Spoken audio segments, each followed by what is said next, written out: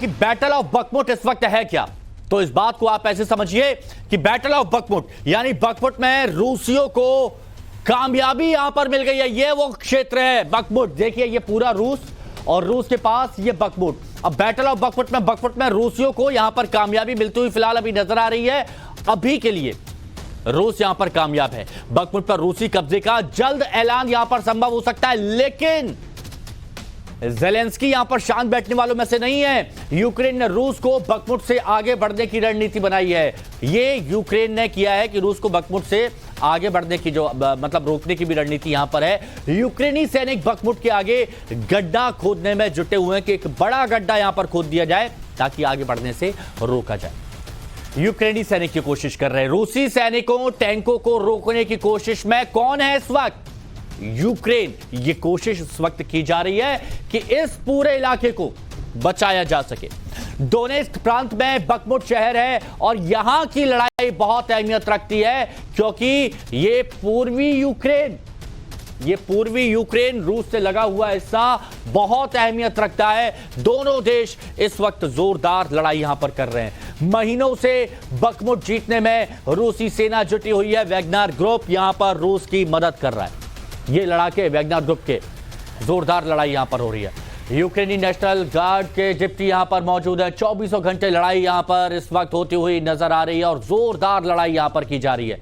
ऐसा भी नहीं है कि थोड़ी बहुत लड़ाई यहां पर की जा रही है, जोरदार लड़ाई यहां पर की जा रही है। और चलिए अब हम आपको बताते हैं कि आज बकमुट कल की हम क्यों कह रहे हैं, ये हम आपको बताते हैं क्योंकि पिछले 24 घंटों में यूक्रेनी सेना ने 170 हमलों को नाकाम किया है।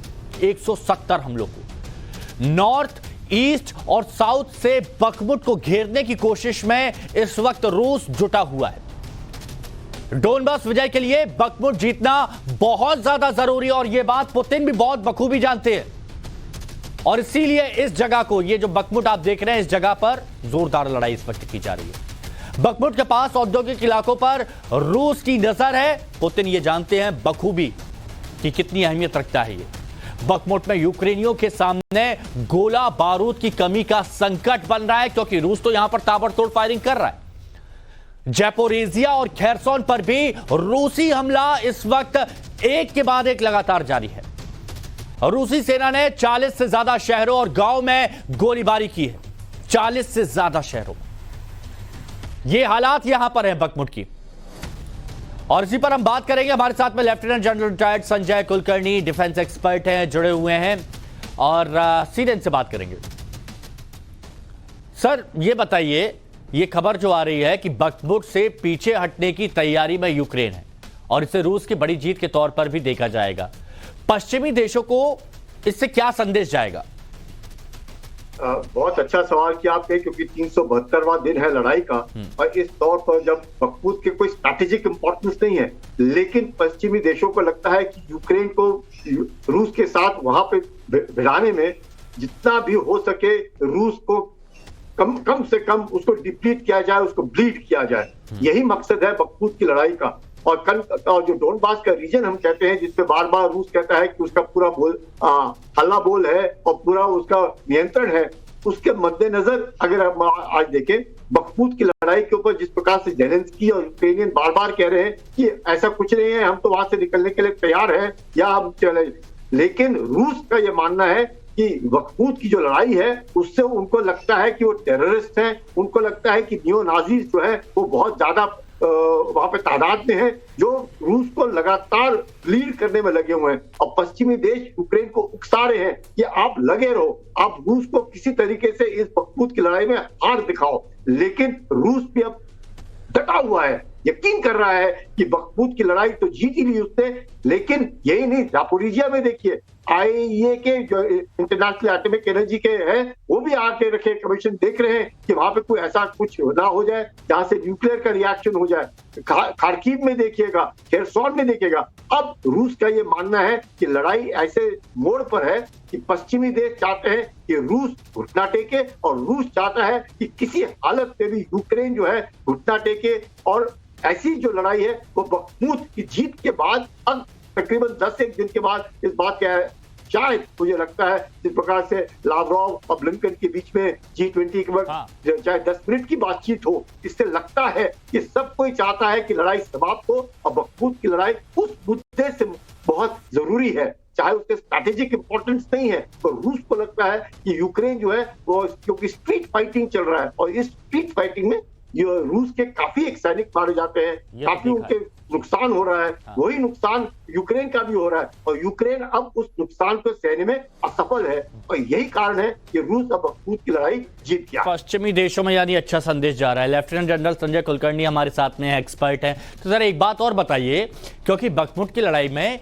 सबसे ज्यादा अहम किरदार वैगनर ग्रुप निभा रहा है और वैगनर ग्रुप का साथ मिला हुआ है, तो क्या पुतिन की इस प्राइवेट सेना को यूक्रेन में एक बड़ी जिम्मेदारी दी जा सकती है? क्योंकि अभी तक तो प्रदर्शन काबिल तारीफ है इनका।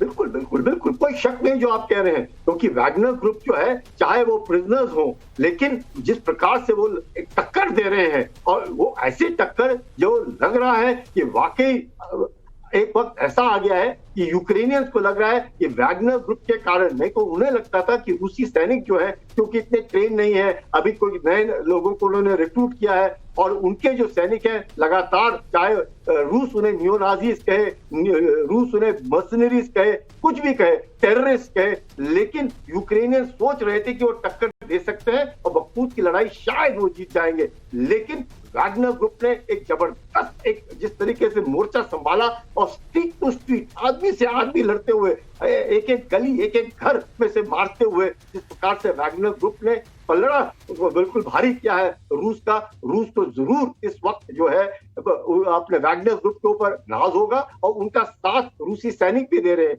और यही कारण है कि बखमूत की लड़ाई आज अभी इस वक्त रूस ने जीती है। बिल्कुल, ये बात यहां पर कही जा सकती है। आप हमारे साथ बने रहें। एक बड़ी खबर, वो बड़ी खबर जरूर अपने व्यूअर्स को बता दें। रूस यूक्रेन जंग के पीछे बड़ी खबर आ रही है। युद्ध के बीच अमेरिका एक बार फिर यूक्रेन की मदद के लिए सामने आया है। बताया यह जा रहा है कि बहुत जल्द अमेरिका जो है वो यूक्रेन के लिए बड़ी सैन्य मदद का ऐलान कर सकता है, जिसमें यूक्रेन को इस जंग में लड़ने में काफी मदद मिलेगी। जो सैन्य मदद अमेरिका की तरफ से दी जाने वाली है उसमें भारी संख्या में गोला बारूद शामिल है और ऐसा तब हो रहा है जब जंग की पहली सालगिरह हाल ही में गुजरी है। 24 फरवरी को रूस यूक्रेन के बीच जंग की शुरुआत हुई थी, जो खत्म होने की बजाय दिनों दिन बढ़ती जा रही है। अब सवाल है कि इस मदद के बाद रूस का अगला एक्शन क्या होगा, क्योंकि अमेरिका मदद दे रहा है,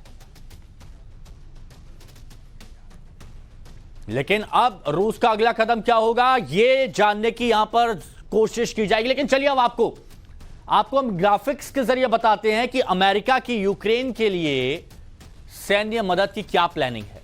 इस बात को आप समझिए। तो यहां पर आप ऐसे समझिए कि यूक्रेन के लिए नए सैन्य पैकेज का अमेरिका बहुत जल्द ऐलान कर सकता है। ये जो बाइडेन जो मुस्कुराते हुए नजर आ रहे हैं, ये जल्द ऐलान कर सकते हैं। और अमेरिका इस बार यूक्रेन को $400 मिलियन की मदद करेगा, $400 मिलियन। और यह भी बताया जा रहा है कि सैन्य मदद में बड़ी संख्या में हथियार और गोला बारूद शामिल है, जिससे ज़ेलेंस्की लड़ सकें, जिसमें अमेरिका घातक रॉकेट सिस्टम भी यूक्रेन को देने वाला है। और यही नहीं, पहली बार 8 बख्तरबंद गाड़ियां भी अमेरिका जो है वो यूक्रेन को देगा। और ये बख्तरबंद गाड़ियां आम नहीं है, आप सोच रहे हैं नॉर्मल है, तो ऐसा बिल्कुल नहीं है। इनकी मदद से नदी पर ब्रिज बनाया जा सकेगा, ये ब्रिज बनाने में सक्षम है। और ब्रिज की मदद से क्या होगा, टैंक और तोप को भी ले जाया जा सकता है दुश्मनों के पास, उनको उड़ाने के लिए। और इन गाड़ियों से यूक्रेन की सेना को नदी पार करने में बेहद आसानी होगी। अब आपको यहां पर यह भी बता दें कि यूक्रेन को अब तक $32 बिलियन अमेरिका, बाइडेन साहब मदद कर चुके हैं। किसकी कर चुके हैं? ज़ेलेंस्की की, $32 बिलियन की। तो अमेरिका की तरफ से यूक्रेन की जो अगली सैन्य मदद की खेप मिल रही है, उससे यूक्रेनी सेना की ताकत इस जंग में काफी बढ़ेगी। 3 तस्वीरें, ये 3 तस्वीरें आपके सामने देखिए। जिन जिन इलाकों में नदी और बड़े बड़े नाले यूक्रेन की सेना के रास्ते का रोड़ा बन रहे हैं, अब उन्हें तोप, टैंक और हथियारों के साथ पार करने में काफी आसानी होगी, क्योंकि अभी आपको बताया था 8 बख्तरबंद गाड़ियां दी जा रही हैं, आम गाड़ियां नहीं है। इस तरह से ये पुल बनाया जा सकता है और उसके बाद जहां पर पहुंचना है वहां पर पहुंचा जा सकता है। लेफ्टिनेंट जनरल संजय कुलकर्णी हमारे साथ में जुड़े हुए हैं। कुलकर्णी सर, 400 मिलियन की मदद अब और दी जाएगी, 32 बिलियन की पहले ही दे चुके हैं और उसके बाद अब विशेष तौर पर बख्तरबंद गाड़ियां कि आप नदी नाले भी पार कीजिए लेकिन दुश्मन का खात्मा कीजिए। आप मेरे से सवाल पूछ रहे हैं? जी, मेरा सवाल यही था कि अमेरिका एक तरफ चीन को रूस की मदद करने से रोक रहा है जबकि खुद यूक्रेन की बढ़ चढ़कर यहां पर मदद कर रहा है, तो इस स्थिति को आप कैसे देखेंगे? देखिएगा, ये बहुत अहम मुद्दा है क्योंकि अभी आज की तारीख में 30 देश अपनी पूरी सैन्य सामग्री देकर यूक्रेन को मजबूत कर रहे हैं और रूस के बरखिलाफ लड़ रहे हैं।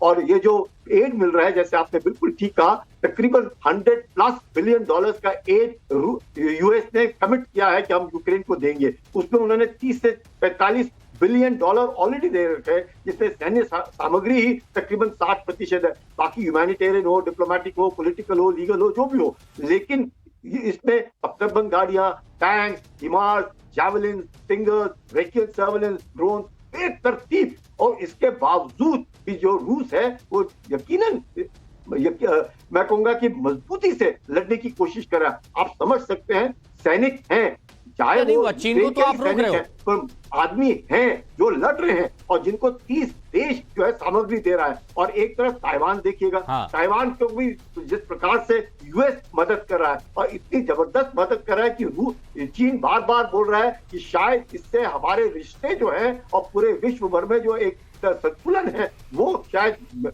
खत्म हो जाएगा। और उस संतुलन के कारण जिस प्रकार से $400 बिलियन का एड अगर इधर है तो $600 बिलियन का एड ताइवान को है, जिसमें शामिल है म्यूनिशन, F-16 के, रेकी सर्वेलेंस, दुनिया भर का सामग्री। और यही नहीं, ये तकरीबन 16 बार बाइडेन ने दिया है ताइवान को।